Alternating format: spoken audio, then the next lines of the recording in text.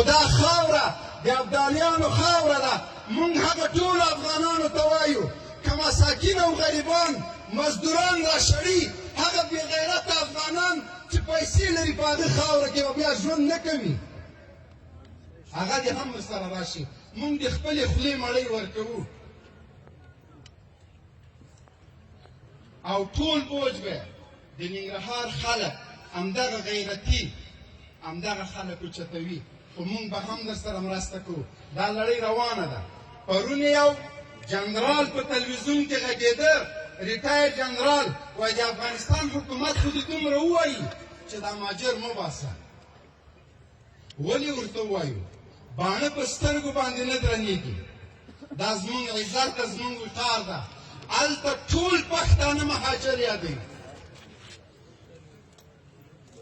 له رسمي ادرسونو نه په نړیوالو سټیجونو کې د وحشتګر او دهشتګر چغې وهي او بیا راځي کډوال بمباروي. زه د حکومت له ادرس نه نه غږېږم.